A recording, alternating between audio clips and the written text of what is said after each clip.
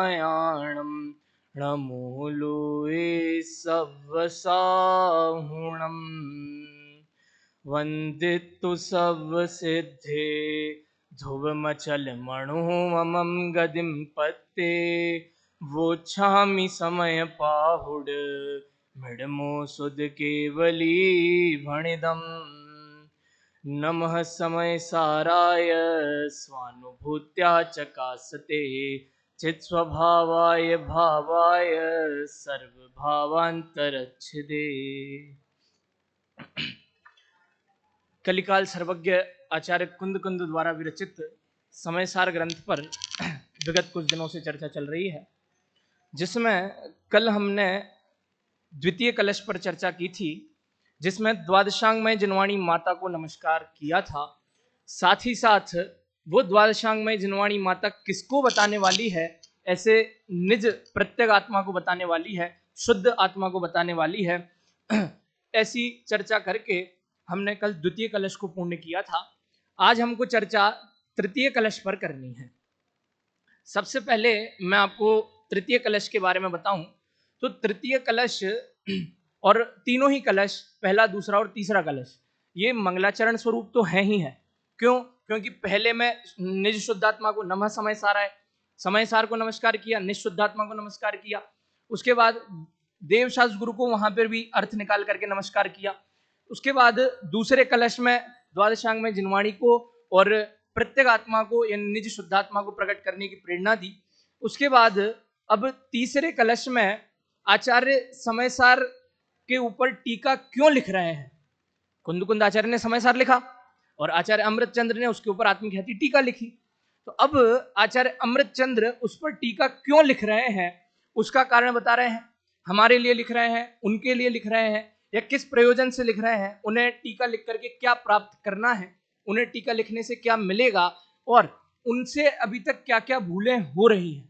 अब हमारे मन में प्रश्न उठता है कि आचार्य अमृतचंद्र, उनसे भी कोई भूल हो सकती है, जो इतने बढ़िया टीकाकार हैं, जो अध्यात्म के मर्मज्ञ माने जाते हैं, जो आज के समय में या फिर इस अभी तक जितने भी ग्रंथ लिखे गए उसमें सबसे बढ़िया अगर अध्यात्म किसी ने हमें परोसा है तो वो आचार्य अमृतचंद्र है।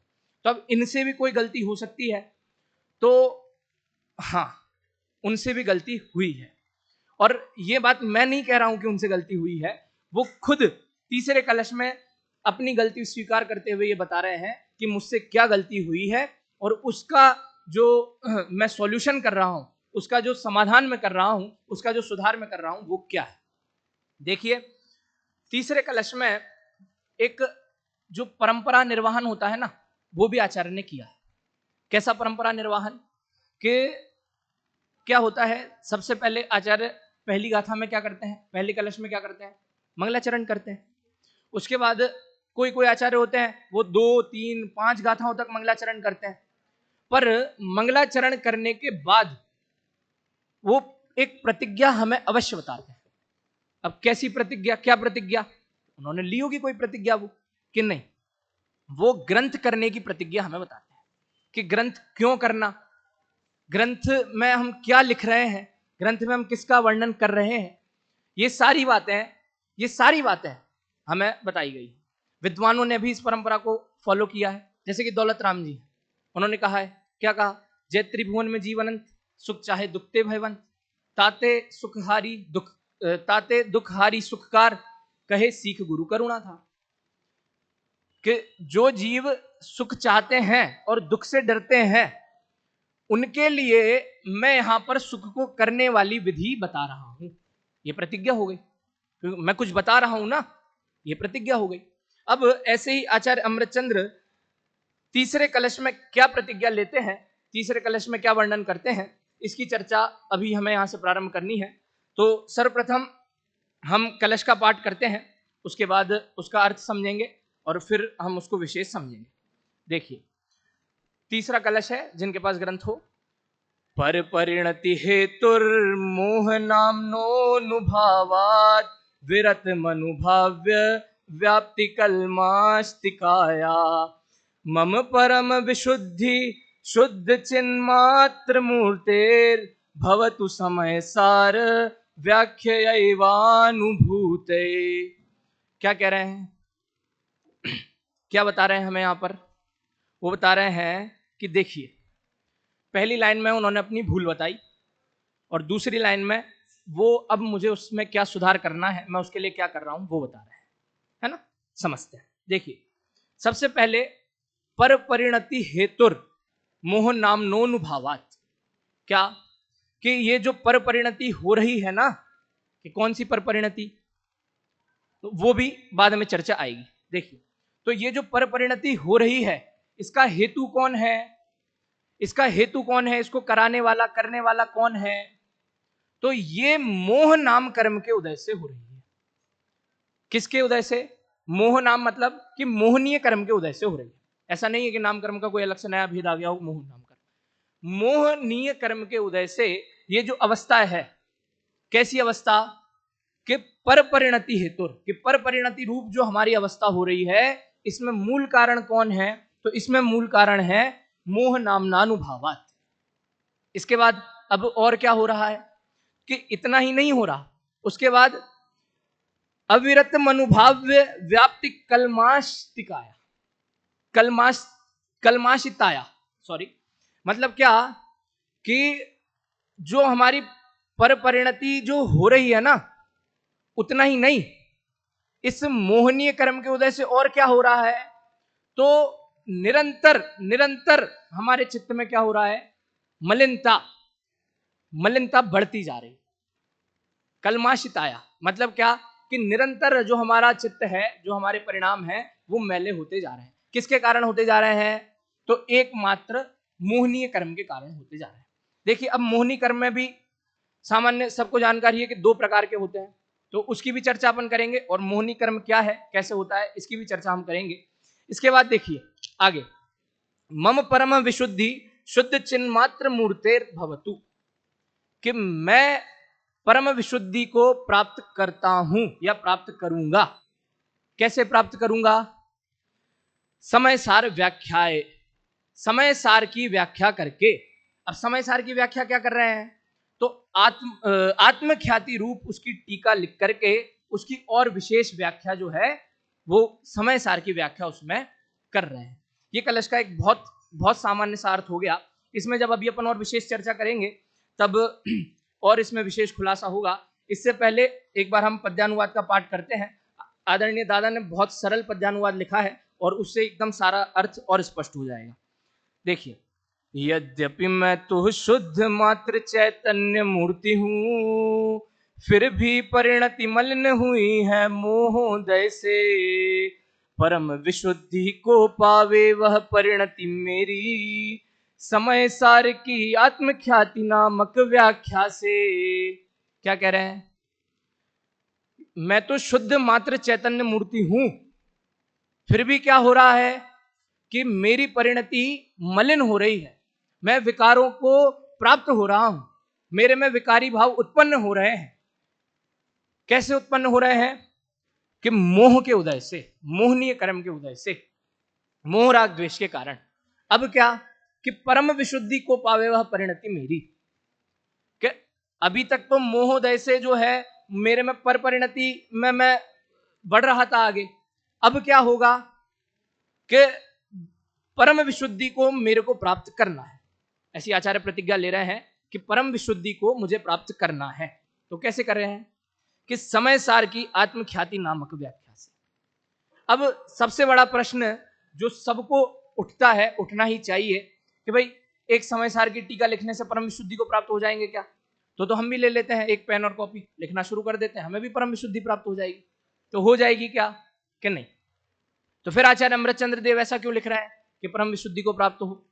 तो इसकी चर्चा भी अपन करेंगे। देखिए, सबसे पहले जो मोहनीय कर्म है उसके बारे में हम थोड़ा देखते हैं कि मोहनीय कर्म क्या है, कैसा है। तो मोहनीय कर्म का अगर अपन व्युत्पत्ति परक अर्थ देखें ना मोहनीय शब्द का, तो जो मोह उत्पन्न कराता है, जो मोह कराता है, जो मोहता है, वो क्या है? वो मोहनीय कर्म है ना। मतलब कि अपन इसको और जैसे समझे हैं तो कोई चीज हमें आकर्षित करती है ना, वैसे ही कि हमें मोह उत्पन्न हो रहा है, तो वो किसके उदय से हो रहा है? वो हो रहा है मोहनीय कर्म के कारण से।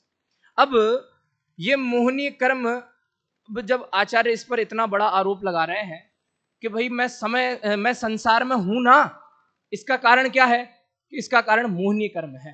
अब कितना बड़ा आरोप है मोहनीय कर्म पे कि मोहनीय कर्म नाश हो जाएगा तो संसार से मुक्त हो जाएंगे, क्या हो जाएंगे? कि उसके साथ अन्य कर्म भी तो, हाँ, वो भी नष्ट होंगे। पर एक अकेले आचार्य देव ने मोहनीय कर्म पर कितना बड़ा आरोप लगाया कि अगर मोहनीय कर्म है इसलिए मैं संसार में हूं। तो अब इस मोहनीय कर्म के दो भेद, कौन कौन से दो भेद? एक तो दर्शन मोहनीय, एक चारित्र मोहनीय। अब क्या आचार्य इस संसार में दर्शन मोहनीय के कारण है क्या कि नहीं? क्यों नहीं है? क्योंकि जैसे ही उन्हें सम्यक दर्शन हुआ, जैसे ही अनंतानुबंधी कषाय का उनको नाश हुआ, वैसे ही क्या हो गया? वैसे ही उनको दर्शन मोहनीय कर्म का अभाव हो गया। क्यों? क्योंकि उन्हें सम्यक दर्शन प्रकट हो गया। अब दूसरा कौन सा बाकी रह गया? चारित्र मोहनीय। अब इस चारित्र मोहनीय में ऐसा क्या है, ये चारित्र मोहनीय इतना इसमें क्या है जो ये हमें संसार में भटकाए? तो जितने भी मुनिराज हैं, जितने भी आचार्य हुए हैं, इन्होंने इनको जो ये कह रहे हैं ना कि मुझसे भूल हो गई, मेरी गलती हो गई, ये क्या हुई कि इनको परम विशुद्धि प्राप्त नहीं हो पाई। और वो परम विशुद्धि किसके कारण नहीं प्राप्त हो पाई? चारित्र मोहनीय कर्म के कारण प्राप्त नहीं हो पाई। अब वो चारित्र मोहनीय कर्म, ऐसा उसमें क्या है, क्या है उस चारित्र मोहनीय कर्म में जो वो नहीं प्राप्त होने दे रहा? भाई दर्शन मोहनीय तो हमने नाश कर दिया, पर ऐसा नहीं है। चारित्र मोहनीय भी एक कर्म जैसी ही उसकी अवस्था है। और वो जो चारित्र मोहनीय कर्म है ना, वो आचरण संबंधी, वो किसका घात करता है? हमारे चारित्र गुण का घात। चारित्र मोहनीय कर्म है, वो किसका घात करता है? हमारे चारित्र गुण का घात करता है। अब हमारे चारित्र गुण का घात करेगा तो हमें सम्यक चारित्र नहीं होने देगा, और सम्यक चारित्र जब तक हमें नहीं होगा तब तक हमारा मोक्ष मार्ग पूरा नहीं होगा, तब तक हमारे रत्नत्रय पूरे नहीं होंगे और हम मोक्ष में नहीं जा पाएंगे।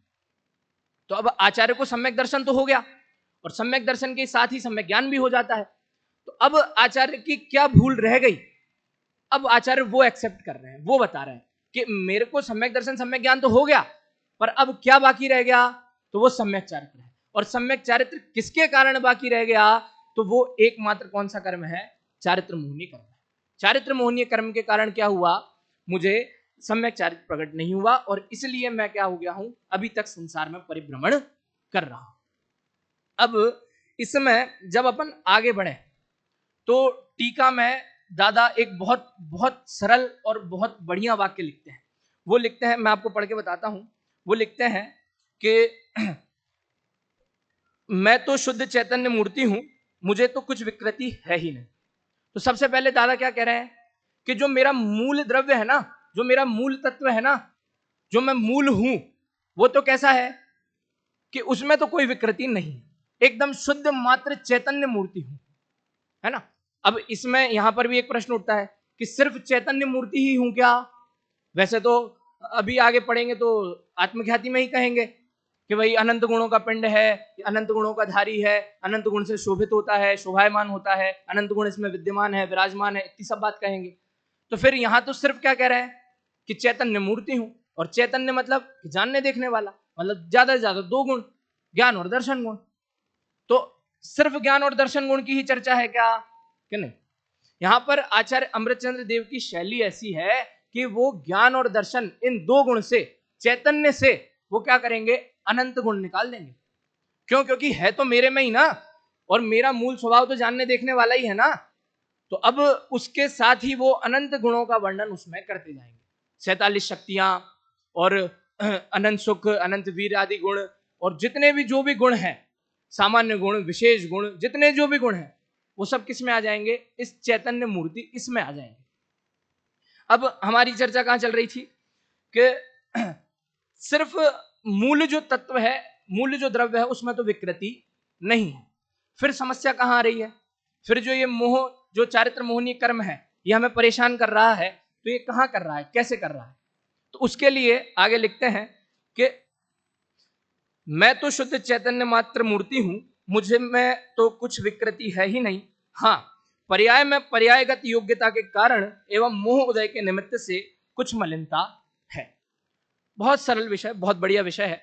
क्या दो बात उन्होंने कही, क्या कि एक तो पर्यायगत योग्यता के कारण और वहां में मोह उदय के कारण। अब ये दो चीजें क्या है, पर्यायगत योग्यता और मोह का उदय। तो अब जो सिद्ध अवस्था है ना, वो भी क्या है, जीव की एक पर्याय है। और आज जीव में क्या है, सिद्ध दशा प्रकट करने की योग्यता है। तो ऐसे ही अभी जीव है तो शुद्ध, एकदम बिल्कुल अखंड द्रव्य है, पर उसकी पर्यायगत योग्यता, उसकी पर्यायों की योग्यता के कारण वो क्या कर रहा है, वो पर्याय में स्विकार उत्पन्न कर रहा है। किसकी योग्यता से कर रहा है भाई, मोह राग द्वेष तो पर पदार्थ है, तो पर पदार्थ के कारण उत्पन्न कर रहा होगा कि नहीं, वो अपने से ही मोह राग द्वेष परिणाम कर रहा है। इसके लिए भी एक बहुत बढ़िया विषय है इसमें, भाव्य, भावक और भाव।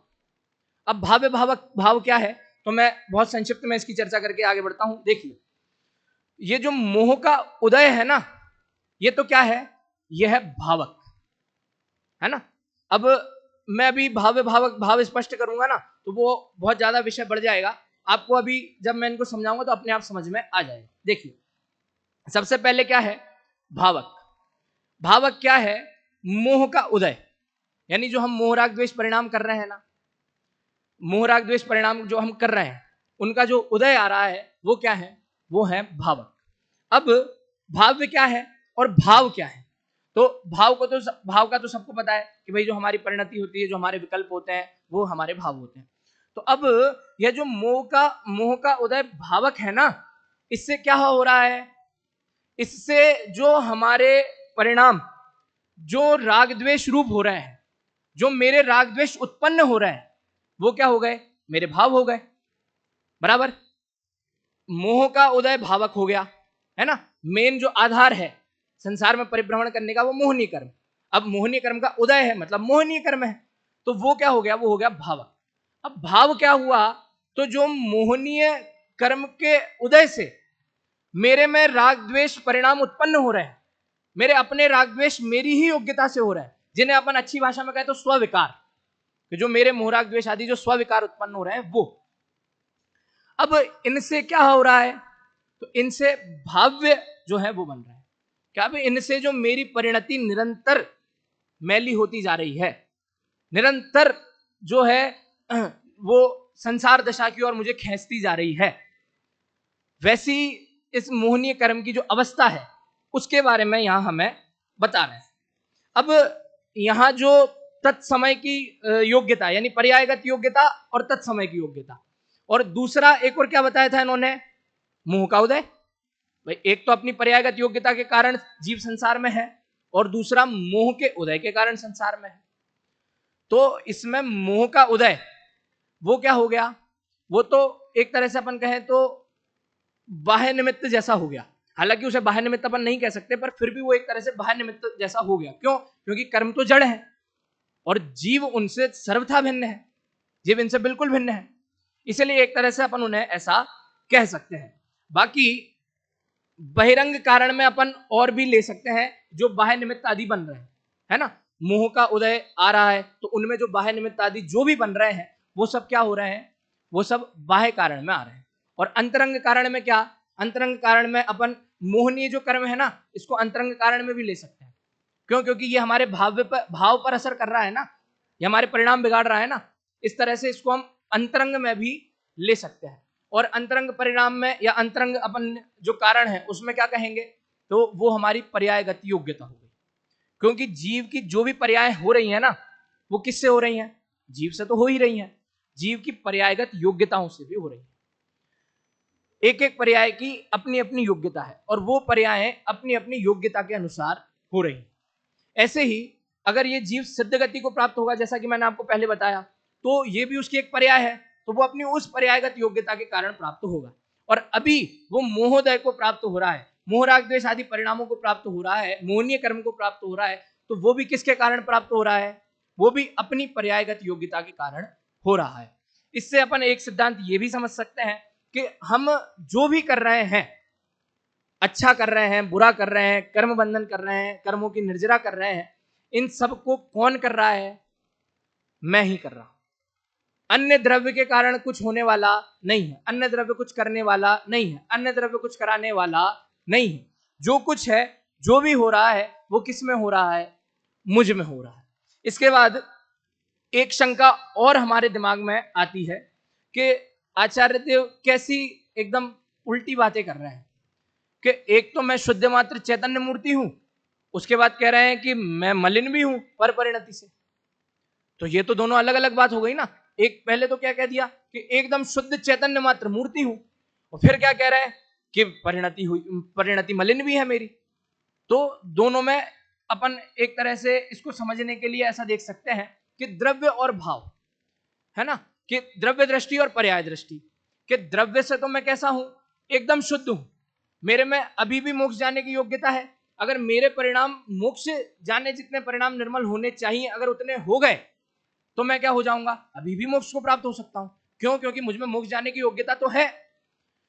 और उन्होंने जब दूसरी लाइन में कहा कि मेरी जो परिणति है वो मलिन हुई है, तो वो कैसे हुई है? तो वो हुई है पर्याय दृष्टि से, वो अपने आप को जब देख रहे हैं। क्यों? क्योंकि अभी मोक्ष तो गए नहीं है, ना आचार्य गए ना हम गए, तो मोक्ष तो गए नहीं है, मतलब संसार में है, तो कुछ ना कुछ भूल तो कर रहे हैं। तो अब उस भूल को पकड़ने के लिए हमें यत्न तो करने पड़ेंगे।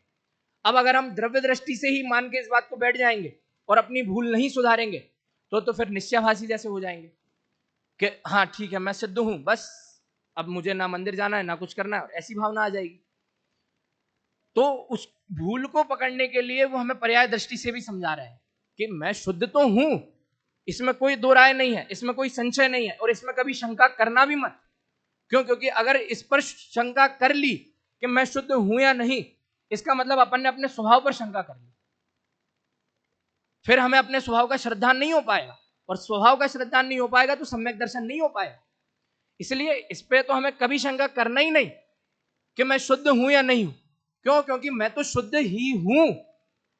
पर पर्याय दृष्टि से क्या हो गया है कि मेरे में अपनी योग्यता के कारण स्विकार उत्पन्न हो रहा है, और उस स्विकार उत्पन्न होने के कारण क्या हो रहा है? मैं अभी भी संसार में परिभ्रमण कर रहा हूं, या मोहनी कर्म के कारण उस संसार में मैं परिभ्रमण कर रहा हूं। इतनी बात इन दो लाइनों में।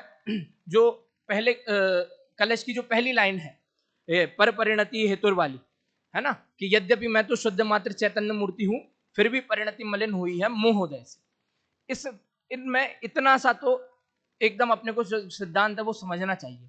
बहुत मार्मिक ये जो कलश है, बहुत मार्मिक कलश है। इसमें अभी अपन ने जो एक लाइन पढ़ी उसमें ही हमने कितने सिद्धांत को पढ़ लिया। अकर्तावाद को पढ़ लिया, एक द्रव्य दूसरे द्रव्य का कुछ करता नहीं है, पर द्रव्य मेरा कुछ नहीं कर सकता है, मैं मोहराग द्वेष भी कर रहा हूं तो मैं अपनी योग्यता से कर रहा हूं, पर्यायों में हो रहे हैं तो पर्यायगत योग्यताओं से हो रहे हैं। ऐसे बहुत जैन दर्शन के बहुत गूढ़ गंभीर सिद्धांतों की चर्चा इस पहली लाइन में की गई है। अब इसको हम जितना समझने का प्रयास करें, जितना समझने का प्रयास करें उतना कम है। फिर भी हम समझने का प्रयास कर ही रहे हैं, करते ही हैं। इसके बाद जो आचार्य भूल बता रहे हैं ना, अब आचार्य की भूल कहां हो रही है? वो जो कह रहे हैं ना कि मोहनीय कर्म के कारण जो है मेरी भूल हो रही है। तो अब आपने देखा होगा कि तीसरे जो पद्यानुवाद की तीसरी लाइन है उसमें क्या कह रहा है? परम विशुद्धि को पावे वह परिणति मेरी। उनने ये नहीं कहा कि मुझे विशुद्धि की प्राप्ति हो, उन्होंने क्या कहा? परम विशुद्धि को पावे वह परिणति मेरी। क्यों नहीं कहा कि विशुद्धि को प्राप्त हो? क्यों नहीं कहा? भाई परम विशुद्धि को तो प्राप्त जब होगा जब केवल ज्ञान हो जाएगा। जब हम परम विशुद्धि को प्राप्त करेंगे तब तो हमें केवल ज्ञान ही हो जाएगा। पर उन्हें तो पहले विशुद्धि को प्राप्त करना चाहिए ना, कि नहीं विशुद्धि उन्हें प्राप्त है। क्यों? क्योंकि सम्यक दर्शी सम्यक ज्ञानी तो है ना आचार्य हमारे, तो उन्हें विशुद्धि तो प्राप्त है। भाई आचार्य कोई चोर थोड़ी है जो उन्हें ऐसे दोष लगेंगे चोरी के। आचार्य कोई परिग्रह थोड़ी साथ लिए हैं जो उन्हें परिग्रह का दोष लगेगा। आचार्य कोई हिंसा थोड़ी कर रहे हैं, आचार्य कोई हिंसा थोड़ी कर रहे हैं। आचार्य कोई अपने शिष्यों से आचार्य प्रवचनों में, आचार्य ग्रंथों में कोई झूठ थोड़ी लिख रहे हैं जो उन्हें ऐसा लिखना पड़ रहा है कि महोदय से मेरी परिणति ये मलिन हो गई है। तो उनसे जो भूल हो रही है ना, इसको अपन अगर दूसरी भाषा में ऐसा समझे ना सरल तरीके से, कि विशुद्धि का मतलब तो हो गया अनंतानुबंधी, अप्रत्याख्यान और प्रत्याख्यानावरण कषाय का अभाव। और परम विशुद्धि जो संज्वलन कषाय का, यानी 3 चौकड़ी कषाय का अभाव जो है ना, वो तो हो गया विशुद्धि। और चारों कषायों का अभाव जब पूर्णता हो गया, तब क्या हो गया, वो हो गई परम विशुद्धि। तो आचार्य को विशुद्धि तो है। आचार्य कोई हम जैसा सामान्य मनुष्य नहीं है जो मिथ्या दृष्टि हो, जो संसार में अभी भी लीन हो, जिन्हें संसार से वैराग्य नहीं आया हो। वो तो कब के अपना घर बार सब छोड़ करके, सब परिग्रह को त्याग करके, सब तरफ से कैसे हो गए, अपनी आत्मा में लीन हो गए। उसके बाद भी आचार्य कितनी बड़ी बात लिख रहे हैं कि फिर भी परिणति मलिन हुई है मोहोदय से, कि इतना सब करने के बाद भी अभी भी क्या हो रहा है, तो अभी भी क्या हुआ है कि अभी भी मेरी परिणति मोहनीय कर्म के कारण मलिन हुई है। इसलिए आचार्य कोई बड़ा दोष नहीं कर रहे। आचार्य कौन सी 4 कषाय आचार्य करते होंगे, कौन से 5 पाप आचार्य करते होंगे, कौन से सप्त व्यसन आचार्य करते होंगे? कभी सुना है कि आचार्य जुआ खेलते हैं? ऐसा कभी कोई क्या करते होंगे संग में? वो कुछ करते ही नहीं है, वो तो अपने आत्मा का ही चिंतन करते रहते हैं। तो उनके सप्त व्यसन नहीं है, उनके 5 पाप नहीं है, उनके 4 कषाय, तो जो 4 कषाय हैं अनंतानुबंधी आदि, उनके कारण वे क्या है, अभी भी संसार में परिभ्रमण कर रहे हैं। उन्हें मोहनीय कर्म के कारण, मतलब जो संज्वलन कषाय है वो अभी तक पूरी नाश नहीं हुई है, उसके कारण वो परम विशुद्धि को प्राप्त नहीं हो पा रहे हैं। तो वो, और ऐसी भी भावना नहीं भा रहे आचार्य देव। जब प्रतिज्ञा करते हैं ना, तो कुछ ना कुछ भावना भाते हैं कि भाई मुझे मोक्ष हो, जैसे आचार्य ने भावना भाई कि मुझे परम विशुद्धि प्राप्त हो, वैसे वो ये भावना भी नहीं भा रहे कि मुझे चक्रवर्ती पद मिल जाए, मेरा आचार्य पद बना रहे, मुझे स्वधर्मेंद्र की पदवी मिल जाए, मुझे देवों में सर्वोत्कृष्ट देव मिल जाए, देव बन जाऊं मैं, है ना। ऐसी कोई भावना, उनके लौकिक भावना कोई मन में नहीं है। उनके मन में एकमात्र अगर कोई भावना है तो वो क्या है कि परम विशुद्धि को पावे वह परिणति मेरी। कौन सी परिणति? कि जो पर परिणति में अभी, जो परिणति पर में जा रही है ना, जो परिणति अभी हमारी पर में मोहोदय के कारण मलिन हो रही है ना, वो परिणति क्या हो, परम विशुद्धि को प्राप्त हो। विशुद्धि में तो अभी आचार्य हैं ही, अब क्या हो कि वो आचार्य की जो परिणति है वो परम विशुद्धि को प्राप्त हो, तो क्या होगा कि उनको मुक्ति हो जाएगी, उन्हें केवल ज्ञान हो जाएगा। अरे परम विशुद्धि होगी तभी तो केवल ज्ञान होगा, केवल ज्ञान होने से परम विशुद्धि थोड़ी होती। नहीं तो फिर हम क्या करते कि केवल ज्ञान ले लो परम विशुद्धि हो जाएगी, पर ऐसा तो नहीं है। पहले परम विशुद्धि होगी जब मोहराग द्वेष का सर्वथा अभाव होगा, जब पूर्ण वीतरागता दशा प्रकट होगी, तभी क्या होगा, तभी तो केवल ज्ञानी पना, तभी तो केवल ज्ञान हमें प्रकट होगा। तो ऐसी बात भी आचार्य यहां हमें समझा रहे हैं। अब इसके बाद जो मैंने आपसे पहले कहा था कि आचार्य क्या कह रहे हैं कि परम विशुद्धि को पावे वह परिणति मेरी, समय सार की आत्मख्याति नामक व्याख्या से। क्या कह रहे हैं कि मेरी परिणति क्या हो, परम विशुद्धि को प्राप्त हो। अब वो कैसे प्राप्त होगी, तो समय सार की आत्मख्याति नामक व्याख्या से प्राप्त हो जाएगी। क्या? अरे प्राप्त हो जाएगी क्या? नहीं होगी। क्यों नहीं होगी? क्यों? क्योंकि मैंने आपको पहले ही बताया कि टीका लिखने से किसी को परम विशुद्धि प्राप्त नहीं होती। पर परम विशुद्धि समय सार की आत्मख्याति व्याख्या लिखने से नहीं होगी, तो इसका मतलब ये भी तो नहीं है ना कि अन्य संसार के बाह्य कार्यों में लगने से होगी, अन्य कोई उपक्रम करने से होगी, अन्य कोई विशेष तप रिद्धियां करने से होंगी, विशेष कोई त्याग करना पड़ेगा उससे होगी। अरे ये तो एकदम बात सही है कि समय सार की आत्मख्याति नामक व्याख्या जो वो लिखेंगे ना, उससे उन्हें परम विशुद्धि प्राप्त नहीं होगी। पर वो परम विशुद्धि को फिर भी प्राप्त कैसे कर लेंगे? आत्मख्याति नामक व्याख्या से। दोनों बातें हैं, दोनों अर्थ निकलते हैं। वो कह रहे हैं कि परम विशुद्धि को प्राप्त कैसे करूंगा मैं? समय सार की आत्मख्याति नामक व्याख्या से करूंगा। और क्या बात है कि आत्मख्याति नामक व्याख्या लिखने से किसी को मोक्ष की प्राप्ति हो सकती है क्या? तो हाँ, हो भी सकती है, नहीं भी हो सकती है। टीका लिखने से नहीं होती, पर भाव समझना है ना। कैसे कि जब आचार्य टीका लिख रहे हैं तब वो क्या कर रहे हैं? शुभ भाव कर रहे हैं। तो उनका कितना सा दोष हुआ कि शुद्ध भाव में से वो शुभ भाव में आ गई, ये उनका दोष हो गया। अब इसको ही वो क्या करना चाह रहे हैं? वापस शुद्ध भाव की ओर ले जाना चाह रहे हैं, वापस शुद्धता को प्रकट करना चाह रहे हैं। अब ये कैसे होगा? प्रयास तो निरंतर वो कर रहे हैं, प्रयास तो निरंतर ही कर रहे हैं, प्रति समय कर रहे हैं, पर फिर भी नहीं हो रहा ना। तब उन्होंने ये ठाना कि एक काम करता हूं, अब मैं आत्मख्याति नामक व्याख्या लिखता हूं, इससे क्या हो सकता है, परम विशुद्धि को मैं प्राप्त हो सकता हूं। तो ये बात एक बार के लिए बिल्कुल सही है कि टीका लिखने से कभी मोक्ष नहीं होगा, पर उस टीका में वो लिख क्या रहे हैं, उस टीका में आत्मा की तो बात लिख रहे हैं, उस टीका में उस परम शुद्ध तत्व की ही तो बात लिख रहे हैं। अरे उन्होंने नाम ही क्या दिया टीका का, आत्मख्याति, आत्मा की ख्याति तो कर रहे हैं वो उस टीका में, तो जो उन्हें प्राप्त करना है वो उसी की तो ख्याति कर रहे हैं। तो उनका कहने का अभिप्राय ऐसा है कि मैं इस आत्मख्याति नामक व्याख्या को लिखूं ना, तो मैं व्याख्या करूं, मैं चिंतन करूं, मैं मनन करूं, मैं उसके बारे में और सुनूं, समझूं, पढ़ूं, लिखूं, उससे क्या होगा, तो उससे वो जो मेरी परिणति शुद्ध से शुभ में आई थी ना, वो वापस कैसी हो जाएगी, वापस शुद्ध में चली जाएगी। इसलिए आचार्य यहां कितनी बड़ी बात लिख रहे हैं कि परम विशुद्धि को पावे वह परिणति मेरी समय सार की आत्मख्याति नामक व्याख्या से। अब इसको ही अगर अपन प्रकारांतर से देखें ना, तो यहां पर आचार्य देव हमें प्रेरणा भी दे रहे हैं, आचार्य देव हमें मोक्ष का मार्ग भी बता रहे हैं, आचार्य देव हमें बहुत बहुत कोमल भाषा में, बहुत सरल भाषा में मुक्ति का मार्ग भी समझा रहे हैं।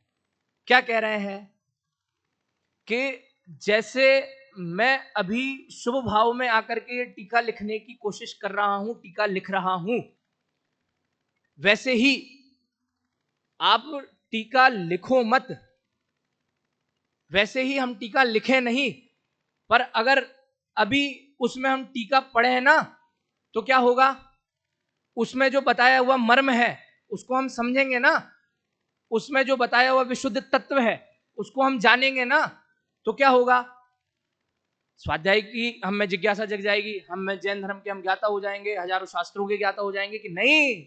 इससे क्या हो जाएगा, इससे आपको अपनी आत्मा मिल जाएगी, इससे आपको आपकी परम विशुद्धि प्रकट हो जाएगी। इतनी बड़ी प्रेरणा आचार्य देव हमें दे रहे हैं। अभी इस कलश में और बहुत सारे बिंदु हैं जो शेष हैं, और बनारसी दास जी का जो भावानुवाद है वो भी अभी इसमें बचा हुआ है, तो इनकी चर्चा अब आगे होगी। हम भी इस कलश को समझें और इस कलश का चिंतन करें, अपनी आत्मा का चिंतन करें, और हम भी शीघ्र अतिशीघ्र परम विशुद्धि को प्राप्त करें। इसी मंगल भावना से अभी की बात को विराम।